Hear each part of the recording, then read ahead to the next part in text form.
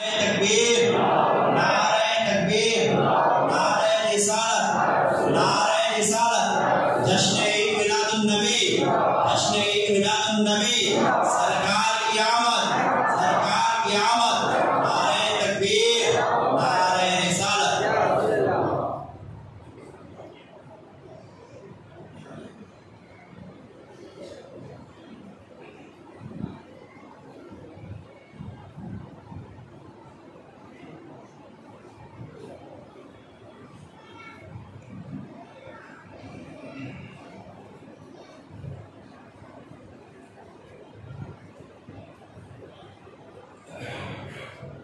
السلام علیکم ورحمۃ اللہ وبرکاتہ۔ احمدہ ونصلی ونسلم علی رسولہ الکریم، اما بعد، فقد قال اللہ تبارک و تعالی فی القرآن المجید والفرقان الحمید، فاعوذ باللہ من الشیطان الرجیم، بسم اللہ الرحمن الرحیم، انا ارسلناک شاہدا ومبشرا ونذیرا لتؤمنوا بالله ورسوله وتعزروه وتوقروه وتسبحوه بكرة وأصيلا۔ صدق الله العظيم۔ قال الله تبارك وتعالى في شان عظمة حبيبه الكريم، إن الله وملائكته يصلون على النبي يا أيها الذين آمنوا صلوا عليه وسلموا تسليما۔ اللهم صل على سيدنا محمد وعلى آل سيدنا محمد وبارك وسلم۔ اللهم صل وسلم وبارك على حال محمد وعلى آل محمد۔ عزیزان گرامی، اللہ سبحانہ وتعالیٰ کا شکر و احسان ہے اور اس کے رسول کا تصدق ہے کہ یہ مبارک محفلیں چل رہی ہیں۔ حاضرین محترم، گزشتہ میں نے محبت رسول اور اس کے تقاضے کے موضوع پر کچھ باتیں آپ کے سامنے اختصار کے ساتھ بیان کی تھی۔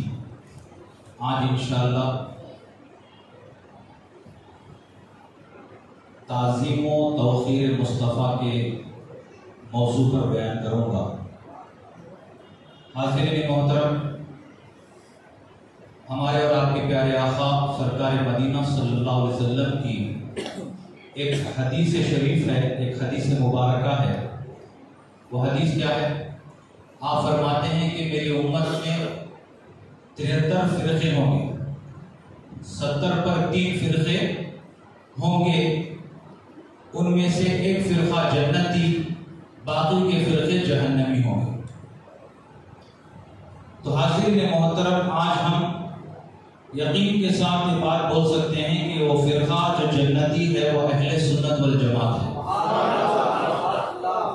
کیونکہ اہل سنت کا مطلب ہے نبی کی سنتوں سے پیار کرنے والا، نبی کی سنتوں پر چلنے والا، اور والجماعت کا مطلب ہے صحابہ کو چاہنے والا، صحابہ کی سنتوں پر چلنے والا۔ تو اہل سنت والجماعت جو یہ فرقہ ہے، یہ نبی کی سنتوں کو چاہنے والا، نبی کی سنتوں پر عمل کرنے والا، صحابہ سے محبت کرنے والا، صحابہ کے اعمال کو، ان کے اقوال کو معیار بنا کر اپنی زندگی گزارنے والا فرقہ اگر کوئی ہے وہ اہل سنت والجماعت ہے۔ یعنی ہم جس فرقے میں ہیں اہل سنت والجماعت، تو یہ فرقہ جنتی ہے، باقی کے فرقے جہنمی ہیں، باقی کے فرقے دوزخی ہیں۔ کہ حضور نے فرمایا ایک فرقہ جنتی، باقی کے فرقے جہنمی ہیں، دوزخی ہیں، سرکار نے فرمایا۔ اب صحابہ کون کون جہنمی ہے، کون کون دوزخی ہے یہ نہیں پوچھے، بلکہ آپ نے سرکار سے پوچھا کہ جنتی کون سا فرقہ ہے، تو آپ نے فرمایا جو میری سنت سے محبت کرے، میرے صحابہ کے طریقے سے محبت کرے، وہ جنتی ہے۔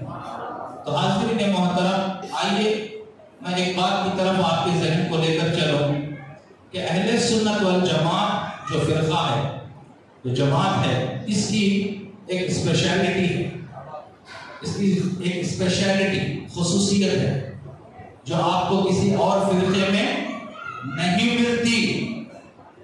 وہ پھر وہ اس اہل سنت والجماعت کی اسپیشلٹی یہ ہے کہ اس میں دو چیزیں پائی جاتی ہیں. آپ تحقیق کر لیں، انکوائری کر لیں، آپ کو باقی کے 70 پر 2 فرقوں میں یہ چیز نہیں ملے گی. اگر وہ چیز ملے گی تو صرف اور صرف اہل سنت والجماعت میں ملے گی. وہ کیا ہے؟ پہلی چیز محبت، پہلی چیز محبت، دوسری چیز ہے ادب. یہ دو چیزیں اہل سنت والجماعت کی اسپیشلٹی ہے. اس جماعت کا وصف خاص ہے، اس جماعت کا وطیرہ ہے، بلکہ میں تو کہوں گا اس جماعت کی یہ پہچان ہے. محبت اور ادب.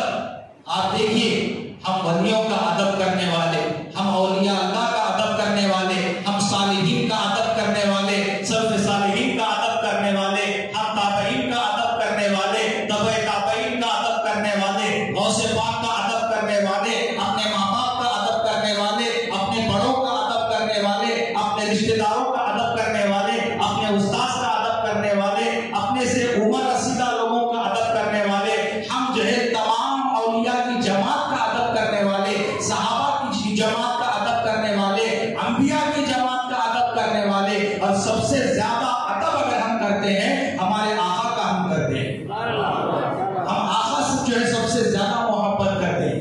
تو یہ ادب اور محبت، یہ دو چیزیں اہل سنت والجماعت کی آئیڈینٹی ہے، پہچان ہے. یہ تو دو چیزیں محبت اور ادب. تو گزشتہ میں نے محبت پر بیان کیا، آج انشاءاللہ ادب پر بیان کروں گا. تو حاضرین محترم، آپ دیکھیے کہ ادب ایک ایسی چیز ہے، انسان ہر چیز میں ادب اگر ملحوظ رکھتا ہے تو ایسا بندہ اللہ رسول کا محبوب بن جاتا ہے. ہر چیز کا ادب ہے. مثال کے طور پر کھانے پینے کا ادب ہے، سونے جاگنے کا ادب ہے، بازاروں میں پھرنے کا ادب ہے، ماں باپ سے کیسا رہنا اس کا ادب ہے، بڑے بھائی سے کیسا رہنا اس کا ادب ہے، اپنے پیر و مرشد کے ساتھ کیسا رہنا اس کا ادب ہے، اپنے استاد سے کیسا رہنا اس کا ادب ہے. بہت سارے ادب ہیں زندگی میں. ان آداب کو صرف سننا نہیں ہے بلکہ سیکھنے کی چیز ہے. ادب سننے سے نہیں آتا، سیکھنے سے آتا ہے. تو حاضرین محترم، مثال کے طور پر آپ کو کھانے کا ادب بھی بتا دیتا ہوں. کھانے کا ایک ادب ہے اور ہم کھانے کو ادب سے کھاتے ہیں. آپ پوچھیں کہ صاحب کھانے کو ادب سے ہم کیسے کھاتے ہیں؟ تو پکتے ہیں آپ بگونے میں تو جا کر ڈائریکٹ منہ ڈالتے کیا؟ نہیں ڈالتے. یا جا کر ڈائریکٹ لے کر منہ سے ایسے ہی کھا لیتے کیا؟ نہیں. ہم کیا کرتے ہیں؟ جب کھانا بن جاتا ہے تو پہلے دسترخوان بچھاتے ہیں. یہ کھانے کا ادب ہے. پہلے دسترخوان بچھاتے ہیں، اس کے بعد دونوں ہاتھوں کو دھو لیتے ہیں. یہ کھانے کا ادب ہے. دسترخوان بچھاتے ہیں، کھانے کا ادب ہے. بڑے برتن میں پہلے نکالتے ہیں، کھانے کا ادب ہے. بڑے برتن سے چھوٹے برتن میں نکالتے ہیں، کھانے کا ادب ہے. اس کے بعد سارا کھانا ایک ساتھ نہیں کھاتے، نوالے بنا بنا کر کھاتے ہیں. کھانے کا ادب ہے. یہ کھانے کا ادب ہے. تو حاضرین محترم، ہم کھانا بھی کھاتے ہیں، ادب سے کھاتے ہیں، طریقے سے کھاتے ہیں، ڈھنگ سے کھاتے ہیں، سلیقے سے کھاتے ہیں. اس کا جو طریقہ ہے اس ویسے کھاتے ہیں. ایسا نہیں کہ بگونے میں بن گیا جا کر ڈائریکٹ ہم منہ ڈالتے. اس میں منہ ڈالتے نہیں ڈالتے نا. یا لے کر جو ہے آنے کے بعد سارا کھانا ایک ساتھ جو ہے اپنے منہ میں ڈال لیتے ہیں. کیا ایسا کرتے؟ نہیں کرتے. جو ڈھنگ میں نے بتایا ہے ہم اس ڈھنگ سے کھاتے ہیں. اس کو جو ہے کھانے کا ادب کہا جاتا ہے. تو حاضرین محترم، آپ قربان جائیے، اللہ نے ہم کو اشرف المخلوقات بنایا، ایسی مخلوق بنایا، ایسا عزت والا، ایسا احترام والا ہم کو اللہ نے بنایا. آپ دیکھیے، گھوڑا کھانا کھاتا ہے، غذا جہاں ہے اس کا منہ وہاں جاتا ہے. آپ کوئی بھی جانور لے لو، غذا جہاں ہے وہ وہاں جاتا ہے. مگر انسان ایسی مخلوق ہے کہ جس کا منہ جہاں ہے کھانا وہاں آتا ہے. منہ کھانے کے پاس نہیں جاتا، کھانا منہ کے پاس آتا ہے. بلکہ سارے جانور اپنے منہ کو کھانے کے پاس لے کر جاتے ہیں، مگر اللہ نے ہم کو ایسا عزت والا بنایا، غذا جیسی چیز ہمارے منہ کے پاس آتی ہے. تو حاضرین محترم، یہ کھانے کے آداب ہیں. اسی طرح آپ دیکھیے بہت سارے چیزوں کے آداب ہیں. مسجد کا ادب ہے، جیسے کھانے کا ادب ہے، مسجد کا بھی ادب ہے، خانقاہوں کا ادب ہے، مجلسوں کا ادب ہے، حافظوں کا ادب ہے، عالموں کا ادب ہے، پیر و مرشد کا ادب ہے، آل رسول کا ادب ہے، اولاد علی کا ادب ہے، اللہ کے اس گھر کا بھی ادب ہے. آپ نے اتنے بہترین عالیشان مسجد بنائی، اللہ آپ کو سلامت رکھے، مگر اس کا بھی ادب ہے. آج نوجوان مسجد کے آداب کا خیال نہیں کر رہے ہیں. مسجد میں آئے بلند آواز سے بات کر رہے ہیں، شور شرابہ کر رہے ہیں. آپ کو معلوم ہونا چاہیے کہ مسجد میں اگر کوئی ایک دنیا کی بات کرا، اگر ایک دنیا داری کی بات کسی کے زبان سے نکلی تو اس کی 30 سال کی عبادت اللہ ضائع فرما دیتا ہے. تو مسجدوں میں آنے کے بعد اس کے آداب کا آپ خیال رکھیں. شور شرابے سے بچیں، بلند آواز سے بات کرنے سے آپ بچیں، دنیاوی گفتگو کرنے سے بچیں. مسجد کے آداب کا بھی خیال رکھیں. آپ کو معلوم ہونا چاہیے کہ حضرت علی شیر خدا مشکل کشا رضی اللہ تعالیٰ عنہ جب اذان ہوتی تھی تو حضرت علی کے چہرے کا رنگ بدل جاتا تھا، چہرے کا رنگ بدل جاتا تھا. آج اذان ہوتی ہے، ہم کاروبار میں مصروف، آج اذان ہوتی ہے، ہم اپنے کاموں میں مصروف، آج اذان ہوتی ہے، ہم اذان کی جو ہے طرف، اذان کے الفاظ بھی ہم نہیں دہراتے، اس کی طرف توجہ بھی نہیں کرتے، بلکہ اذان ایک طرف ہو رہی ہے اور ہم جو ہے ہماری زبان سے جو ہے بات ہے کہ رکنے بھی نہیں آتی، رکتی بھی نہیں. آپ یاد رکھیں اللہ کے رسول نے فرمایا اذان ہو رہی ہو اور آپ گفتگو کرتے چلے جائیں تو اذان کا ادب نہ کرنے کی وجہ سے دم آخر میں آپ کی زبان پر کلمہ جاری نہیں ہوگا. اذان ہو رہی ہو تو اذان کا ادب یہ ہے کہ خاموشی سے سنا جائے اور ان کے کچھ کلمات کو جو ہے دہرایا جائے. اگر کوئی مسلمان اذان کے وقت خاموش ہو جاتا ہے اور اذان کے کلمات کو دہراتا ہے، اللہ کے رسول فرماتے ہیں دم آخر میں اس کی زبان پر کلمہ جاری ہو جائے. تو حاضرین محترم، ہر چیز کا ادب ہے، اذان کا ادب ہے، اسی طرح اللہ کے گھر کا ادب ہے. حضرت علی رضی اللہ تعالیٰ عنہ کے کانوں میں جب اذان پڑتی تھی تو آپ کے چہرے کا رنگ بدل جایا کرتا تھا. آپ کے ساتھ رہنے والے پوچھتے ہیں ایک مرتبہ، اے علی ہم دیکھتے ہیں کیا بات ہے کہ جب اذان ہوتی ہے آپ کے چہرے کا رنگ بدل جاتا ہے، آپ کا چہرہ زرد پڑ جاتا ہے، اس کی وجہ کیا ہے، اس کا ریزن کیا ہے؟ تو حضرت علی کیا فرماتے ہیں، حضرت علی کیا فرماتے ہیں کہ ارے جو امانت اللہ نے پہاڑوں پر پیش کی، پہاڑوں نے قبول کرنے سے انکار کر دیا. اللہ نے وہ امانت آسمانوں پر پیش کی، آسمانوں نے قبول کرنے سے انکار کر دیا. اللہ نے وہ امانت زمین پر پیش کی، اللہ نے زمینوں نے اس امانت کو قبول کرنے سے انکار کر دیا. مگر وہ امانت اللہ نے انسانوں پر جو پیش کی، انسانوں پر ڈھلایا، تو وہ امانت اللہ نے جب انسانوں پر ڈھلایا تو انسان نے اس امانت کو اٹھا لیا. وہ امانت کیا ہے؟ نماز ہے. حضرت علی فرماتے ہیں میرے چہرے کا رنگ اس لیے بدل جاتا ہے کہ جب اذان دی جاتی ہے اس کا مطلب یہ ہے کہ اس امانت کو ادا کرنے کا وقت آ گیا. تو حاضرین محترم، مسجدوں کا ادب آپ اندازہ کیجئے. مسجد کو آنے سے پہلے جب حضرت علی کے چہرے کا رنگ بدل جاتا تھا تو مسجد میں آنے کے بعد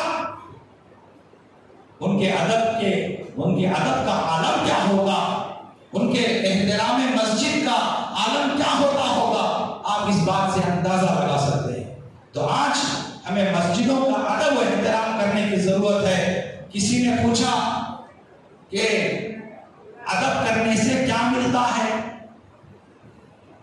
اگر انسان ادب سیکھ لے اور ادب کرنے لگ جائے تو کیا ملتا ہے؟ تو جواب آیا عمل کرنے سے جنت ملتی ہے اور ادب کرنے سے جنت والا ملتا ہے۔ عمل کرنے سے جنت ملتی ہے، ادب سے مالک جنت مل جاتا ہے۔ عزیزان ملت اسلامیہ، اپنے زندگی میں ادب لاؤ۔ ادب بہت بڑی چیز ہے۔ ادب کے بغیر اللہ تعالیٰ ہماری کوئی عبادت قبول نہیں کرتا۔ گستاخ اور بے ادب کا عمل اللہ کی بارگاہ میں قبول نہیں ہوتا۔ کسی بزرگ نے کیا خوب کہا سرکار کے بارے میں، ایک ہی جملے میں، ایک ہی سینٹنس میں کسی نے ہمارے حضور کا مرتبہ بیان کر دیا، ایک ہی سینٹنس میں۔ وہ سینٹنس کیا ہے کہ ہم سب کچھ بولنے کی ضرورت نہیں ہے، ایک ہی جملہ ہے، بعدس خدا بزرگ تو ہی قصہ مختصر۔ ایک جملہ، ایک جملے میں سرکار کی تعظیم، ان کی تعریف آ گئی، ایک جملے میں سرکار کا ادب آ گیا۔ کیا ہے؟ سرکار کی لاکھ تعریفیں صحیح، مگر صحیح تعریف یہ ہے کہ اللہ کے بعد اگر کسی کا مرتبہ ہے تو وہ آقا محمد رسول اللہ کا مرتبہ ہے۔ ایک جملے میں کسی نے سرکار کا مرتبہ بتا دیا۔ تو عزیزان ملت اسلامیہ، ادب بہت بڑی چیز ہے۔ ادب بہت بڑی چیز ہے۔ آپ دیکھیے، کسی نے کیا خوب کہا، با ادب با نصیب، بے ادب بد نصیب۔ جو ادب والا ہوتا ہے وہ نصیب والا ہوتا ہے، جو بے ادب ہوتا ہے وہ بدقسمت ہوتا ہے، بد نصیب ہوتا ہے۔ تو حاضرین محترم، اپنے نصیب کو اگر اچھا بنانا ہے تو ہم کو ادب والا بننا پڑے گا۔ ادب بہت ضروری چیز ہے۔ آپ دیکھیے، مسجد میں آئے ہم نماز پڑھنے کے لیے، اگر ادب ہی نہیں ہے آپ کی نماز ضائع ہو جائے گی، آپ کی نماز بیکار ہو جائے گی، اللہ قبول نہیں کرے گا۔ تو ادب سے آئیں، ادب سے جائیں۔ تو حاضرین محترم، سب سے بڑا ادب کس کا ہے؟ ہمارے اور آپ کے پیارے آقا سرکار مدینہ صلی اللہ علیہ وسلم کا ادب سب سے بڑا ہے۔ اور آپ کے ادب کے بارے میں کسی نے کیا بہترین بات فرمائی، آپ سنیں۔ ایک شاعر فارسی میں ایک شعر عرض کرتے ہیں حضور کے ادب کے تعلق سے۔ کیا ہے وہ شعر؟ آپ غور سے سماعت فرمائیں، آپ کا ایمان تازہ ہو جائے گا۔ فارسی کا شعر ہے، ایک فارسی شاعر کہتے ہیں، ادب کا حیض زیر آسمان از عرش نازل تر، نفس گم کردہ می آئے چنے تو بایزیدی جا۔ فارسی کا شعر ہے، اس کا مطلب کیا ہے؟ اگر سمجھیں گے ایمان تازہ ہو جائے گا۔ سب سے پہلی بات، ادب گاہ است، ادب کی جگہ ہے۔ ادب کی جگہ ہے، کہاں ہے ادب کی جگہ؟ ادب کی جگہ کہاں ہے؟ شاعر کہتے ہیں وہ ادب کی جگہ زیر آسمان، آسمان کے نیچے ہے۔ اور آسمان کے نیچے کہاں ہے؟ مدینہ منورہ۔ ذرا زور سے سبحان اللہ کہو۔ وہ ادب کی جگہ کہاں ہے؟ مدینہ منورہ۔ مدینہ منورہ میں روضہ رسول، روضہ رسول میں حضور کی خبر مبارک، حضور کی مزار اقدس، وہ کیا ہے؟ ادب گاہ ہے، ادب کی جگہ ہے۔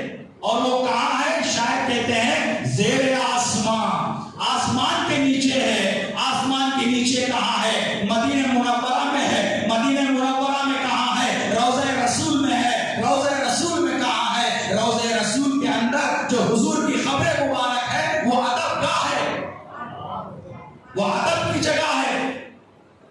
تو وہ ادب کی جگہ ہے تو کیا ہے؟ آگے شاید کہتے ہیں ادب کی جگہ ہے آسمان کے نیچے، مگر کیسی ہے؟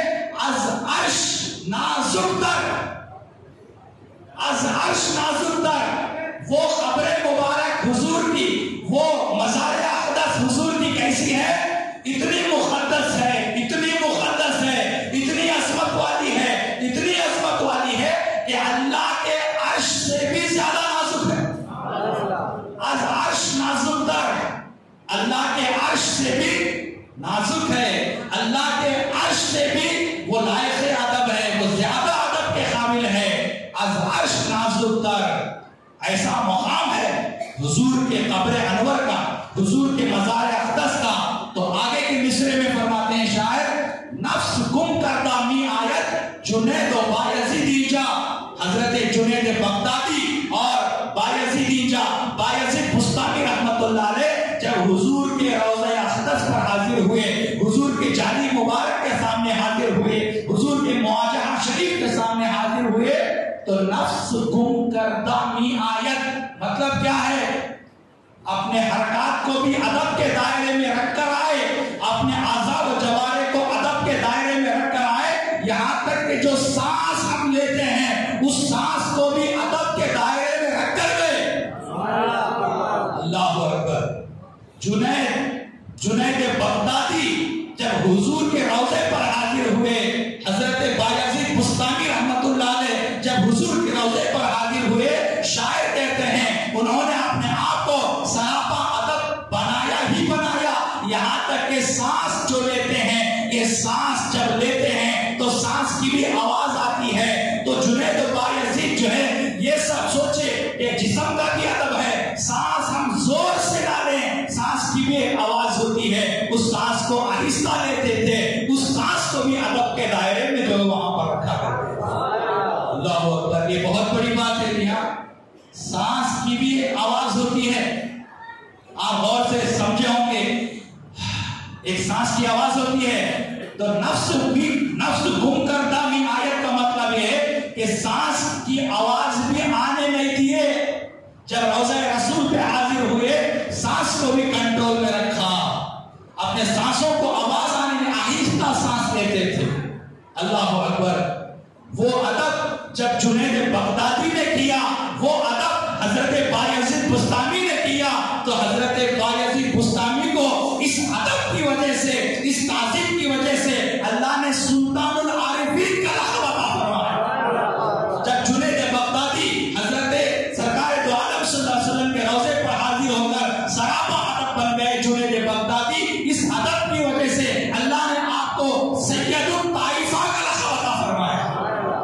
سید الطائفہ، سید کہتے ہیں سردار کو، طائفہ کہتے ہیں اولیاء اکرام کی جماعت کو، اولیاء اکرام کی جماعت کے سردار بنا دیا جنید بغدادی کو اللہ نے۔ کب بنایا؟ جب انہوں نے سانسوں کو بھی ادب سکھایا، اپنی سانسوں کو بھی ادب سکھایا۔ عزیزان ملت اسلامیہ، آج ہمارا حال کیا ہے؟ ذرا غور کرنے کی بات ہے۔ بزرگوں نے تو ہم کو یہ سکھایا کہ سراپا ادب بنو، اور آج ہم کس مقام پر کھڑے ہیں میں آپ کو یہ نہیں بتاؤں گا کہ ہم کہاں کھڑے ہیں، بس میں اشارہ کر کے اپنی بات کو آگے لے چلوں گا۔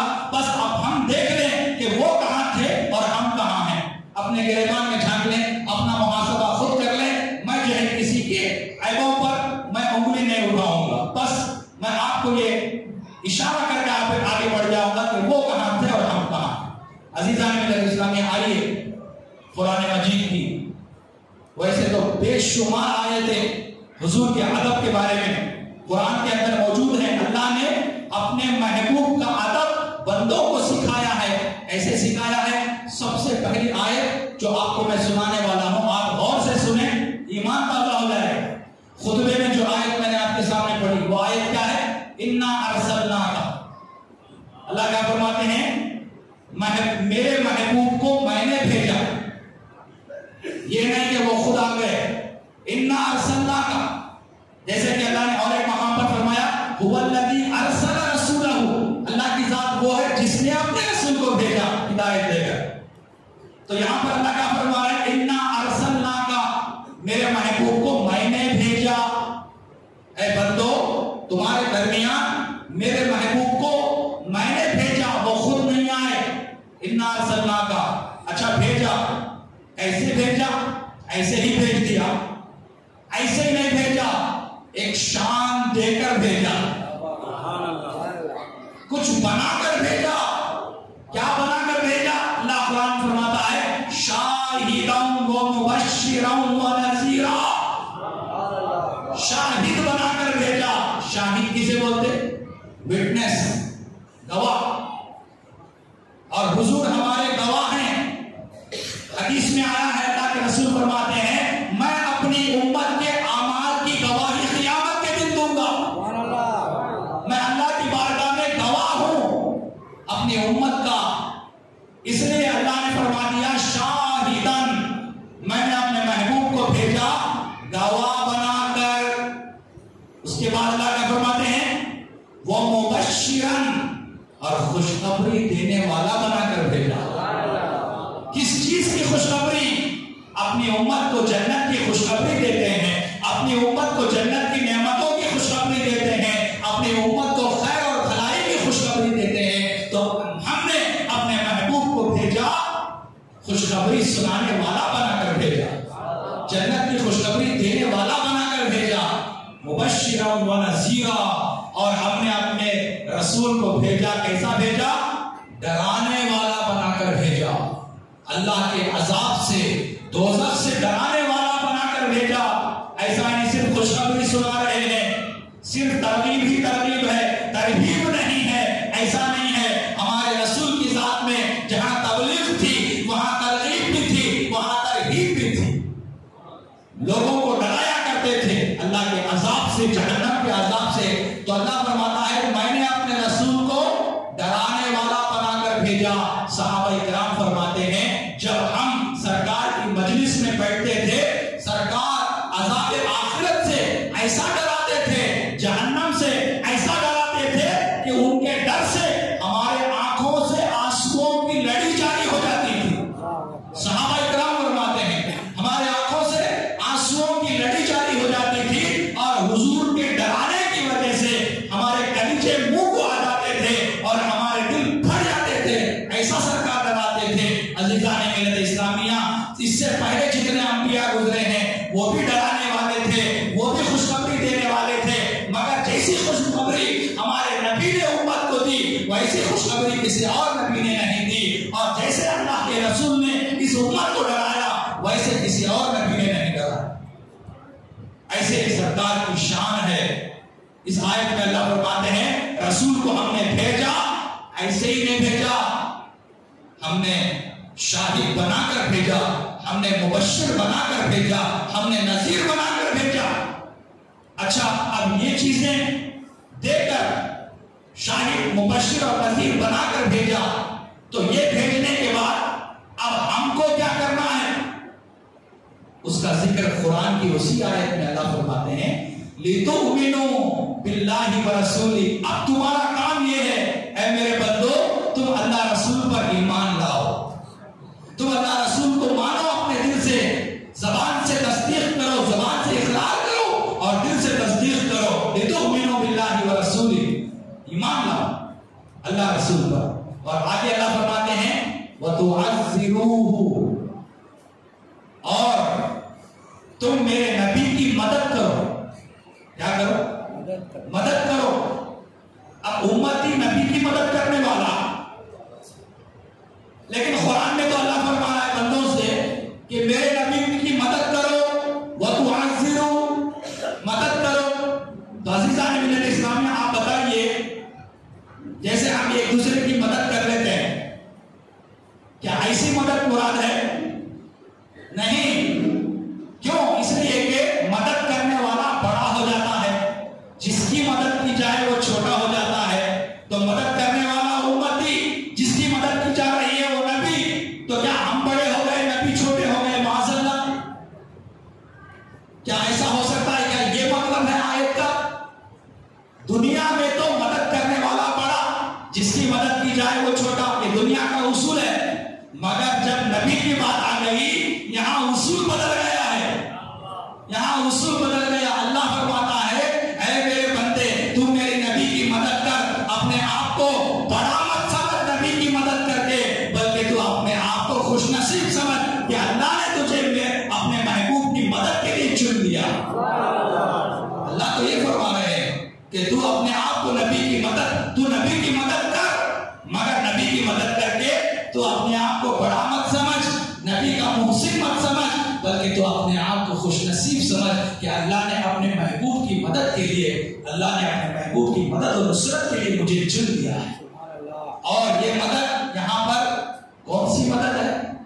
مدد کرنے والا تو اپنے آپ کو خوش نصیب سمجھے، مگر یہاں پر کون سی مدد مراد ہے؟ مفسرین فرماتے ہیں نبی کی مدد کرنے کے لیے اللہ نے بندوں کو حکم دیا۔ اس کا مطلب کیا ہے کہ نبی کی عزت پر کبھی آنچ آ جائے، نبی کی ناموس پر اگر کہیں آنچ آ جائے تو امتی اپنی جان بھی جو ہے نبی کے لیے قربان کر دے۔ یہاں پر وہ مدد مراد ہے، یہاں پر وہ تو عزیروہ میں جو ہے وہ مدد مراد ہے۔ صرف جو ہے اپنے مال کی نہیں، ضرورت پڑے مال کی مدد کرو، ضرورت پڑے اولاد کی مدد کرو، اولاد کو قربان کرو، ضرورت پڑے نبی کی رسالت کے لیے، نبی کی عزت کو بچانے کے لیے، اگر نبی کی عزت پر کبھی حرف آ جائے اپنی جانوں کو بھی قربان کرنے سے گریز نہ کرو، وہ مدد مراد ہے۔ وہ تو عزیروہ، تو حاضرین محترم اسی آیت میں اللہ فرماتے ہیں وَتُعَزِّرُوهُ وَتُوَقِّرُوهُ، اور ان کی توقیر کرو، اپنے نبی کی توقیر کرو، عزت کرو، ان کا ادب و احترام کرو۔ وَتُسَبِّحُوهُ بُكْرَةً وَأَصِيلًا، اللہ کے قرآن میں فرماتے ہیں اللہ کی تسبیح بیان کرو، بُكْرَةً وَأَصِيلًا، صبح شام دو ٹائم اللہ کی تسبیح بیان کرو۔ تو اب یہاں پر ایک نقطہ ہمیں غور کرنا ہے کہ اس آیت میں وَتُعَزِّرُوا وَتُوَقِّرُوا، نبی کی توقیر کا حکم اللہ نے پہلے دیا اور اپنی تسبیح کا حکم بعد میں دیا۔ کیوں؟ اپنی عبادت اپنی تسبیح کا حکم بعد میں، نبی کی تعظیم کا حکم پہلے کیوں دیا؟ اس لیے کہ اللہ قرآن کی اس آیت میں جو ترتیب رکھا ہے اسی ترتیب سے بندے کو عمل کرتا جانا چاہیے۔ نبی کو شاہد مانے، نبی کو مبشر مانے، نبی کو نذیر مانے، اس کے بعد ان پر ایمان لائے، اللہ پر رسول پر ایمان لانے کے بعد ان پر جو ہے ان کی مدد کرے، اور اس کے بعد نبی کی عزت کرے، نبی کی توقیر کرے، نبی کی تعظیم کرے، اور آخر میں اللہ کی تسبیح بیان کرے۔ تو نبی کے تعظیم کے صدقے میں اللہ اپنی تسبیح قبول فرمائے گا، اللہ اپنی تسبیح قبول فرمائے گا۔ تو عزیزان ملت اسلامیہ، اللہ کی تسبیح ہو، اللہ کی عبادت ہو، اللہ کی نماز ہو، روزہ ہو، حج ہو، زکات ہو، روزہ ہو، یہ ساری چیزیں اللہ اس آیت کے روح سے بتانا چاہتا ہے کب قبول کروں گا؟ جب تمہارے دل میں نبی کی تعظیم ہو، تمہارے دل میں جب نبی کی عزت ہوگی تب میں تمہارے عمل کو قبول کروں گا۔ اس آیت میں نہ فرمایا۔ تو یہ آیت آپ دیکھیے، اسی طرح قرآن میں 26ویں پارے سورہ حجرات، آپ لوگوں سے ایک ریکویسٹ ہے، گزارش ہے، سمجھیے، یہاں سے جانے کے بعد اپنے گھروں کو جائیں، قرآن کھول کر بیٹھیں اور سورہ حجرات 26ویں پارے کی جو بہت عظیم الشان سورہ ہے، اس کی بگننگ، اس کی سٹارٹنگ سے 5 آیتیں ترجمے کے ساتھ اور کسی سنی عالم دین کی تفسیر کے ساتھ آپ پڑھ لیں، آپ کا ایمان تازہ ہو جائے گا۔ یہ 5 آیتیں سورہ حجرات کی آپ لوگوں سے اسپیشل میری ریکویسٹ ہے، آپ گھر جا کر کل پرسوں یہ 5 آیتیں ابتدائی پڑھ لیں۔ اس میں اللہ نے سراسر اپنے نبی کی تعظیم کا ہمیں حکم دیا ہے۔ ارے اللہ تعالیٰ قرآن کے پورے 30 پاروں میں اتنے آیتوں کی ضرورت نہیں، یہ آیت بھی اگر نبی کی تعظیم پر اللہ ایک آیت بھی نازل کرتا، قیامت تک نبی کی تعظیم کرنے کے لیے وہ ایک آیت ہی کافی ہوتی، ایک آیت ہی کافی ہوتی۔ مگر یہاں پر نبی کی تعظیم کے تعلق سے صرف ایک آیت نہیں، آیتوں کا انبار ہے، آیتوں کی لڑی کی لڑی ہے۔ اللہ تعالیٰ نے کئی بے شمار آیتوں میں اپنے نبی کی تعظیم کا ہمیں حکم دیا ہے، تاکید کی ہے، اس کو فرض قرار دیا ہے، اس کو واجب قرار دیا ہے۔ عزیزان ملت اسلامیہ، سورہ حجرات کی سب سے پہلی آیت میں آپ کے سامنے پڑھتا ہوں۔ یہ قرآن جو پڑھ رہا ہوں آپ سن رہے ہیں، اس کا ترجمہ یقین مانیے یہ آپ کا یہاں پر ایک ایک لمحہ عبادت میں گزر رہا ہے، اللہ کی عبادت میں گزر رہا ہے۔ قرآن کی سب سے پہلی آیت سورہ حجرات کی میں آپ کے سامنے پڑھ رہا ہوں، یا ایھا الذین آمنوا لا تقدموا بین یدی اللہ ورسولہ۔ اللہ کیا فرمائے؟ اے ایمان والو آگے مت پڑھو، کس کے آگے مت پڑھو؟ بین یدی اللہ रसूली, अल्लाह के आगे मत बढ़ो, रसूल के आगे मत बढ़ो। अल्लाह कुरान में ऑर्डर है, अल्लाह का है, अमर है, अमर, अमर का मतलब ऑर्डर, ऑर्डर बोले तो चलना जरूरी, हुक्म है। ला तो खत्म, आगे मत बढ़ो, किसके आगे? अल्लाह के रसूल की। अब आप पूछेंगे साहब अल्लाह के आगे कौन बढ़ सकता है? अल्लाह किसी मकान में नहीं है हम उससे आगे बढ़ जाए। अल्लाह तो मकान मकानियात से पाक है, अल्लाह ज़मान ज़मानियात से पाक है, हम उससे आगे कैसे बढ़ सकते हैं? अल्लाह तो पाक है, उससे आगे कौन बढ़ सकता है? तो अल्लाह फरमाता है मैं अपने आप को रसूल से जुदा नहीं करता, रसूल को अपने से जुदा नहीं करता, मुझसे और मेरे रसूल से आगे ना बढ़ने का मतलब ये है हकीकत में मेरे रसूल से आगे मत बढ़, ये बोलना चाह रहा। सुभान अल्लाह। अल्लाह से कोई आगे नहीं बढ़ सकता, लेकिन अल्लाह ने लाया अपने रसूल को साथ लाया, तो मतलब ये है कि तुम मेरे रसूल से आगे मत बढ़ो। ला तुक़द्दिमू बैन यदै अल्लाह व रसूल, इसके पीछे वाक़या ये है, आप गौर कीजिए। बकरीद का मौका था, बकरीद का महीना था, सरकार के जमाने में सरकार अभी नमाज भी नहीं पढ़े, कुर्बानी भी नहीं करे, तभी क्या हो गया, एक शख्स कुर्बानी दे दी।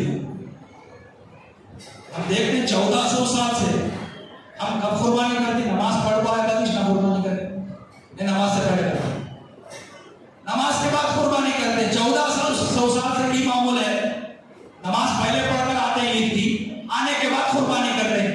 मगर सरकार के जमाने में सरकार बकरीद का महीना था और ईद का दिन था, सरकार अभी नमाज को भी नहीं गए थे, तभी एक सहाबी कुर्बानी कर दी,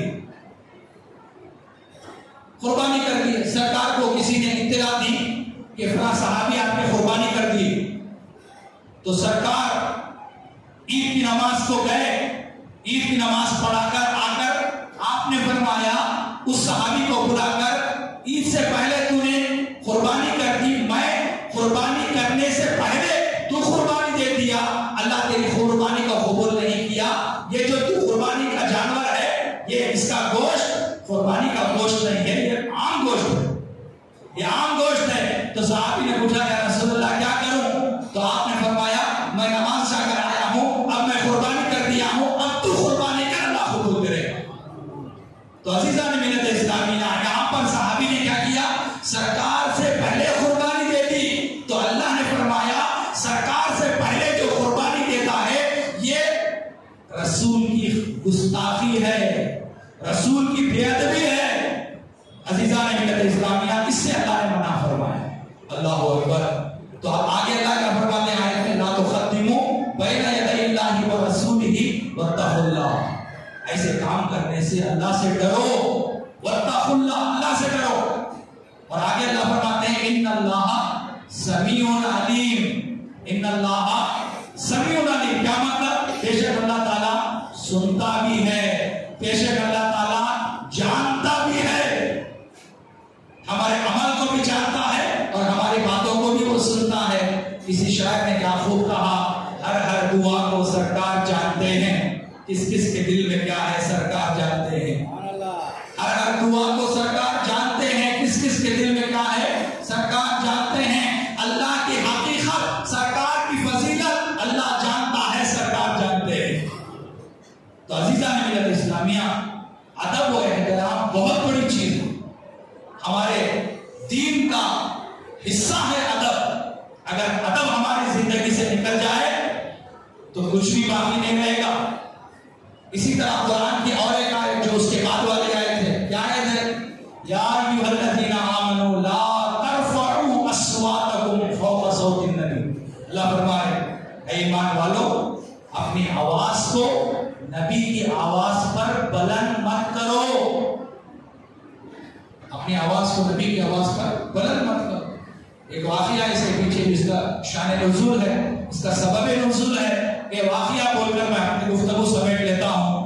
हाज़िरीन मोहतरम, जब ये आयत नाज़िल हुई कि नबी की आवाज पर अपनी आवाज बुलंद मत करो, तो उस वक्त वहां पर एक सहाबी बैठे हुए थे। वैसे तो बहुत सारे सहाबा थे, एक सहाबी बैठे हुए थे।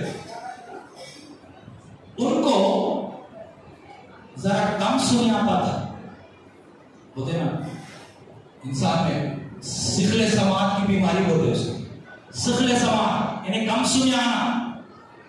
आप देखिए, आप गौर कीजिए, किसी को अगर कम सुने आता है वो जोर से बात करता है, किसी को अगर कम सुने आता है तो वो क्या करता है, जोर से बात करता है, क्योंकि वो कम सुने आने की वजह से उसे अपनी आवाज का भी अंदाजा नहीं होता कि मैं जोर से बात कर रहा हूं या आहिस्ता बात कर रहा हूं। तो वो सहाबी कम सुनते थे, तो कम सुनने की वजह से सरकार की बारगाह में बुलंद आवाज से बात करते थे। तो जैसे ही ये आयत नाज़िल हुई कि अपनी आवाज को नबी की आवाज पर बुलंद मत करो, वो सहाबी उठकर चले गए, जाकर सीधे अपने बीवी से बोले कि घोड़े जिस कमरे में बांधे जाते हैं मुझे भी उस कमरे में बांध दे।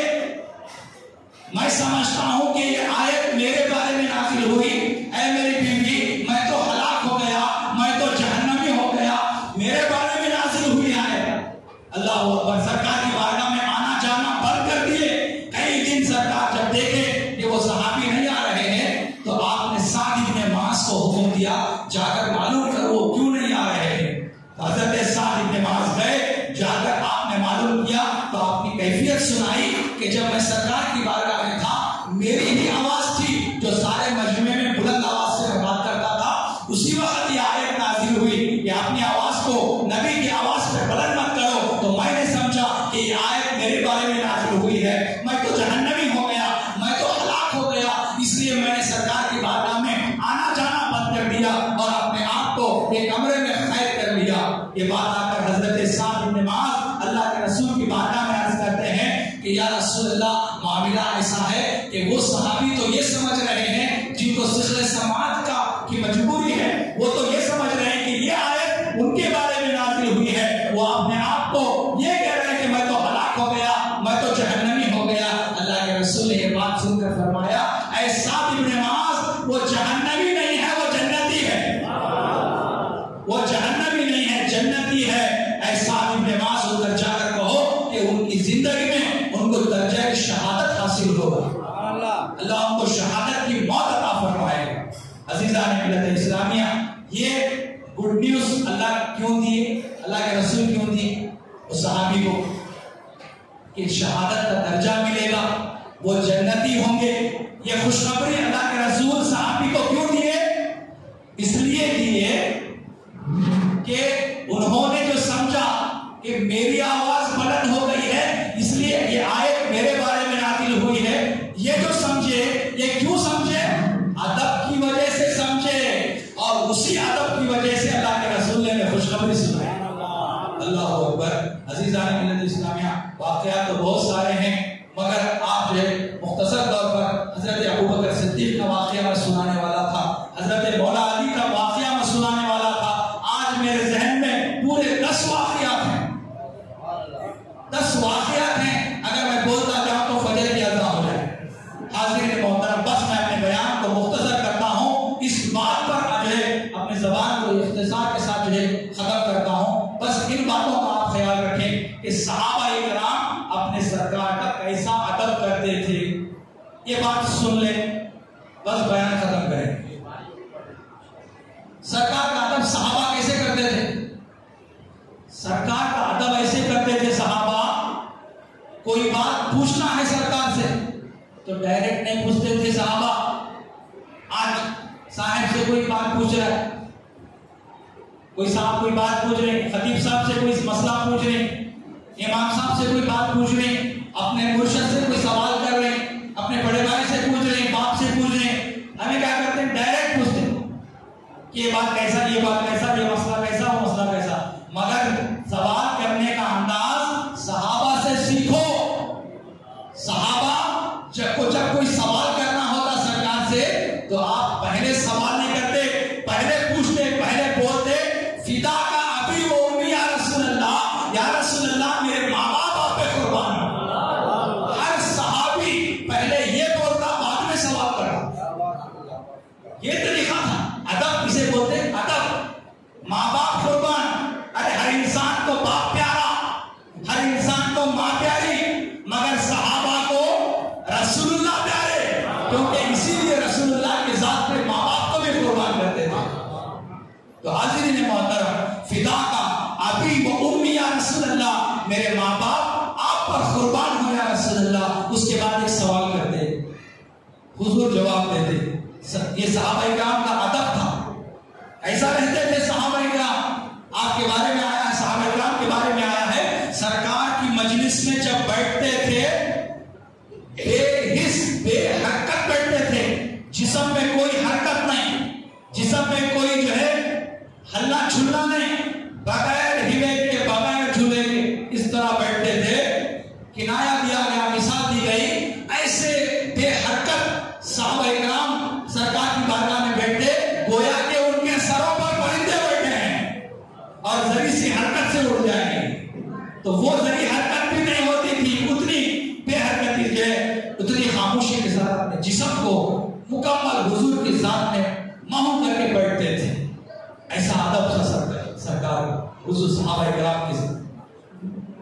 جی اچھی بات، آخری بات بول رہا ہوں. جی تو حاضرین محترم، یہ جو ادب ہے صحابہ کرام کا، یہ ادب جو ہے اس کو معیار بنا کر ہمیں اپنی زندگی گزارنا چاہیے. یہ ادب بہت بڑی چیز ہے، ادب سے ہی سب کچھ ملتا ہے. اور قرآن مجید کی بے شمار آیتیں حضور کی ادب کو جو ہے سکھا رہی ہیں. بس اللہ پاک سے میں دعا کرتا ہوں، یا الہ العالمین ہمارے دلوں میں اپنے محبوب کا ادب و احترام عطا فرمائیے. یا رسول اللہ، صحابہ کرام کے اعمال کو ہم معیار بنا کر اپنی زندگی گزارنے کی توفیق ہمیں عطا فرمائیے. ذرا سی بے ادبی گستاخی بھی ہم سے ہو جائے، ہمیں اس سے بچائیے. یا اللہ ہماری ان دعاؤں کو قبول فرمائیے، ہمیں سراپا ادب بنائیے. اے پروردگار عالم، ہمارے اعمال کو قبول فرمائیے، ہماری دعاؤں کو قبول فرمائیے، ہمارے گناہوں کو معاف فرمائیے. وما علینا الا البلاغ، وآخر دعوانا الحمد للہ رب العالمین.